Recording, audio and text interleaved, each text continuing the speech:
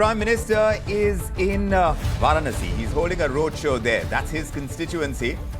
And that symbolism is not lost on anyone this time around. The Prime Minister is set to file his nomination papers tomorrow. But over the weekend, the Chief Minister of Delhi, Arvind Kejriwal, has come out on interim bail. He's created a flutter by suggesting that Narendra Modi is going to retire next year because the Prime Minister turns 75 next year. Now, leaders of the Bharatiya Janata Party have categorically denied this and have accused Arvind Kejriwal and leaders of the opposition of trying to sow confusion. So has INDI Alliance shot itself in the foot by bringing the focus back on Narendra Modi? Is Modi's age a non-issue for voters this time? We're going to discuss this. But first, just listen in to what Arvind Kejriwal has said. अब मोदी जी अगले साल 17 सितंबर को retire होने वाले हैं। तो मैं BJP से पूछना चाहता हूं, आपका प्रधानमंत्री का दावेदार कौन है? मोदी जी अपने लिए वोट नहीं मांग रहे। मोदी जी अमित शाह को प्रधानमंत्री बनाने के लिए वोट मांग रहे हैं। मैं पूछना चाहता हूं मोदी जी से और अमित शाह जी से, ये मोदी की गारंटी पूरी कौन करेगा?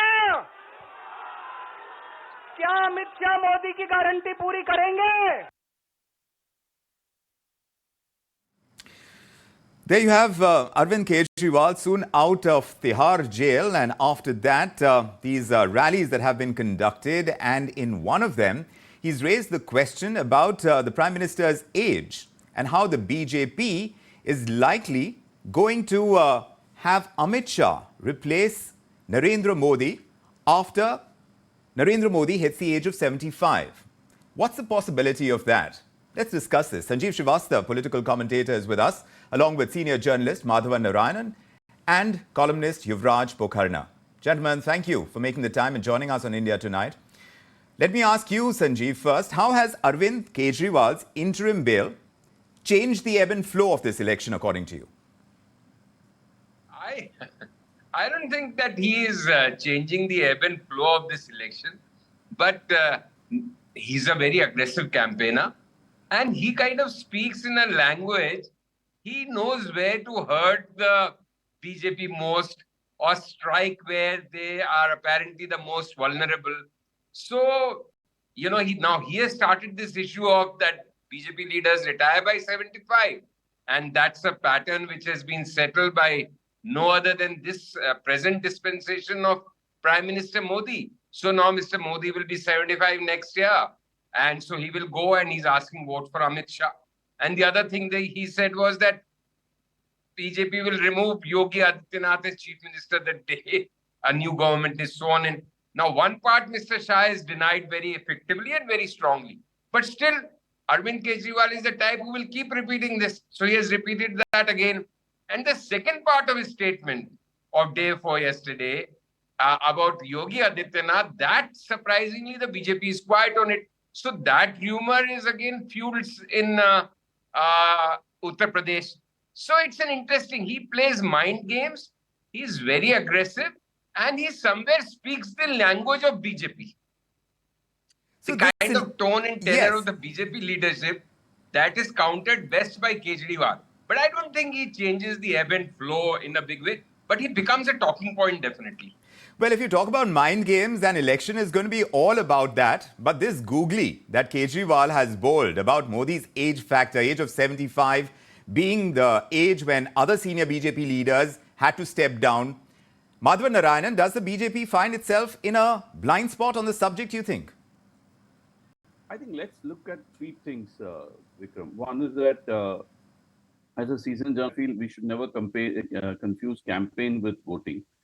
What is clear is that Arvind Kejriwal has made a very big difference to the campaign. Voting is something that will vary from state to state and from constituency to constituency.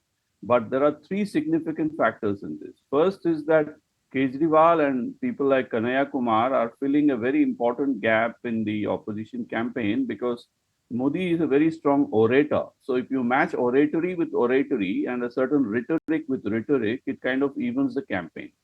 Other things remain on issues. Second thing, more specifically with regard to your question on what it means, I think Amit Shah has clarified officially that there is nothing in the BJP's constitution that suggests a retirement at 75. But if you really look at his words, he is actually ducking the issue, because the real issue is not what the BJP constitution says. The real issue is whether Modi is as good as his word. And if you look at the fact that Mr. Advani and others were sort of retired or sidelined or made darshaks, depending on whatever language you use, then logically speaking, based on the same logic and Mr. Modi's own words, he should be paving way for others at 75. If that happens, there are three questions. First is, if Mr. Modi is not there, what happens to Modi ki guarantee, or Modi's guarantee, which has been a theme in this campaign? That means if he's not there, how can anybody be held accountable for the guarantees he gives? That is the first question. If he doesn't do that and stays on and becomes the prime minister, let us say, and fulfills or tries to fulfill his words, there are issues of integrity. Should we believe a person who says that he will retire at 75 but will not? So I don't know. You can always argue that these things only matter to the certain discerning middle class people who are looking for people as good as their words, or that Jumla is part of politics, as in, phrases being thrown or slogans being thrown. But to the extent that Mr. Modi's legacy and personality stands for acclaimed sticking to the words, guarantees to be fulfilled, and a certain amount of character, that will create peculiar questions, and that need to be answered by the party. Yes. Not in terms of the party's constitution, Correct, but in terms of yes, concept of integrity in absolutely, public life, integrity, guarantee, and these words are what the Prime Minister himself has used about himself, about Modi's guarantee. In other words, so can he be held to his word? That is the big question. That is the big question. Yuvraj Pokharna, what do you say? Is this much more than what the constitution of the BJP is? It's about Modi and what he guarantees. Namaste Vikram, to you and all the panelists. Let's get down to the bar tracks. In 2009, BJP pulled 7.8 crore votes, and the number skyrocketed to 22 crores in 2019. So this all 16 crore people these voters are voting for not just the BJP, but for the BJP led by none less than Narendra Modi. So Narendra Modi, as we say in Hindi, is the Sarve Sarva for the party right now. So I don't think that he is looking to step down. And second, as the veteran journalist rightly said so, that it is about the Modi ki guarantee. So if Modi is giving some guarantee himself, and it is coming straight from the horse's mouth, so I don't find any reason for him to step down in the coming 10 years. Credibility. That is the case, and something that Amit Shah has reiterated, that until his health permits, the Prime Minister, as far as the BJP is concerned, is Narendra Modi. Sanjeev, when you look at the INDI Alliance and you look at what they're doing at this point in time, right after Arvind Kejriwal has come out of Tihar jail on interim bail, is there a self-goal that has been scored, bringing up the Prime Minister's issue when they have no face to offer as Prime Minister of their own to the voters? Who has scored a self-goal? The opposition, the INDI Alliance, by bringing up... No. I don't think opposition has scored a self-goal at all. My only difference with Narayan is that how much of a goal, how much of an effective goal it is. So this is an issue which will rile the BJP leadership. It will be irritating them. It will be somewhat of an embarrassment maybe. But how much of impact it will have on public? Because clearly rules are made at the convenience of the ruler. So your rules may apply on others, but it may not apply on you. And I don't think anybody has any doubt that Mr. Modi will continue for the entire term if his health permitting. And who knows, he may be a candidate in 2029 also if he wins this term. So this is just a prick, constantly pinpricking Mr. Modi, and that nobody can do better than Arvind Kejriwal. But my point is even more interesting, which somehow nobody has picked up, that why has the BJP chosen to deny only half of the point raised by Kejriwal? Why is the BJP silent on Yogi Adityanath? Question as far as Yogi Adityanath is concerned. Madhavan Narayan, would you agree? I think it's a very intriguing question Sanjeev has put forth, because normally the party should go that extra mile to clarify on all questions, because the BJP is one party that does not leave any stone unturned. So they have to cover the ground, and it does pose a question on if there is a succession strategy or if there is anything. So Mr. Amit Shah is quite happily defending Mr. Modi, but leaving Yogi unquestioned. Whereas actually, if you're talking about even everybody from global investors who actually watch your channel DT now, and local people are always asking, is there a successor for Modi in terms of long-term plans? If so, who would it be? So both Amit Shah and Yogi Adityanath are being mentioned. In that context, Amit Shah not defending Yogi is also a matter of intrigue, if not interest, or interest, if not intrigue, let me put it that way. Also, let me just clarify to a small point made by Sanjeev that, whether it affects a larger constituency of voters when it comes to nuanced issues like succession and retirement. I agree. In fact, I began by saying that a campaign should not be confused with the voting patterns. But, we are in the IPL season, Indian Premier League is also running along with Indian political league. And sometimes I wonder the release of Arvind Kejriwal from jail makes him what we call the impact player of this political league. So to that extent, the questions are being raised in a manner and in a style that raises questions on the promise as well as the legacy of Mr. Modi. That makes, at least from an intellectual point of view, these elections quite stimulating. Talking about the legacy that Prime Minister Modi has been able to create, Yuvraj, do weigh in on this. If 2014 was a Modi wave, if 2019 was a Modi wave with a few question marks, how does brand Modi resonate in the mind of the electorate today? With all the rhetoric that is playing around today, with the opposition coming in a way that is kind of bringing some kind of equity to the fight that we see today, how do you think brand Modi stands? Vikram, I feel it's not about what we think, but it's about what the man himself has conveyed, and conveyed not just to you, me, or Kabal, but conveyed to the entire nation. PM himself said that 2014 to him was about faith of the people, that he was new to Delhi and the circuit.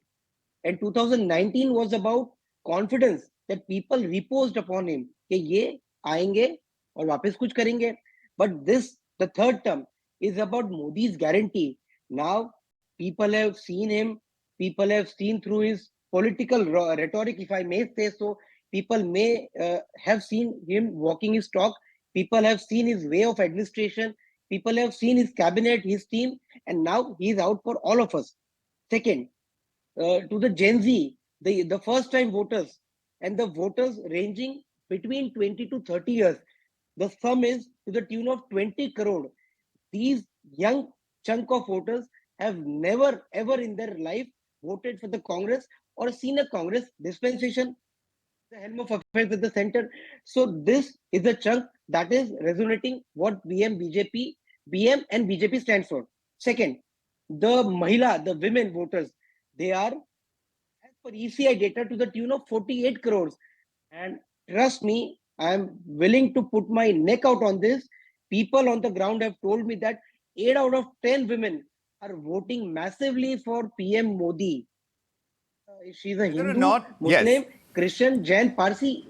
So PM Modi knows the nub of the nation. Correct. And he enjoys a Herculean support from the base. Yes, but is the agenda really changing at this point in time? Madhavan Narayan, you have a point to make? Yeah, I think it's very important to understand 2-3 things in this. First is that, as you yourself rightly said, agenda itself, if you're talking to Congress or following its social media posts or the campaign speeches, it's about inflation, unemployment, and something that connected with grassroots issues. And Kejriwal adds health and education as major add-ons to that. To that extent, the agenda looks different. But I would also like to point out that casual impressions do not constitute voting patterns either way. Some people are coming out with conclusions that BJP will not win this time, and there are still some people, if Yes. not the 400 par people who talk about 400, are at least saying Modi is coming again. Yes. But as far as women voters are concerned, it's important to understand we are a diverse nation. And I have this theory which I've been repeating. There is something called which I call the Ayodhya-Ahmedabad axis. That if Yes. you Indian map and draw a line from Ayodhya to Ahmedabad, that is a very influential zone for Mr. Modi. Right. And as you go north and north or south and south, Correct. There are if you go by reporters, grassroots stories as well as surveys, there seems to be a lesser impact. Right. How much means it depends on what is the, my question, typical journalistic question is, who's your source? Correct. Was there a nationwide survey? Right. Was there this thing? And because anecdotes do not make data. That's right. And that is perceptions something certainly and if you don't look at how the call women elections. voted- if you look at how the women voted in Yes. Karnataka, this is very unique. There is a very interesting anecdote I want to share to you, which is a very symbolic. We're running out of time, but yes, do complete that quickly if it's you the can. most interesting story I want to tell. Yes. Larsen and Tupro wants to get out of the Hyderabad metro project because women are taking the free bus rides instead of the metro. So in Telangana, Congress is hugely popular. Similarly in Karnataka.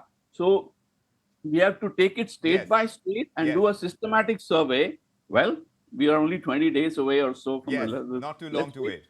Absolutely, but whether or not brand Modi is going to work its magic and do the 400 par or not is what is in the balance right now. At this point in time, with the kind of agenda that we are seeing, the opposition also take a lead on to some extent with the age factor, etc.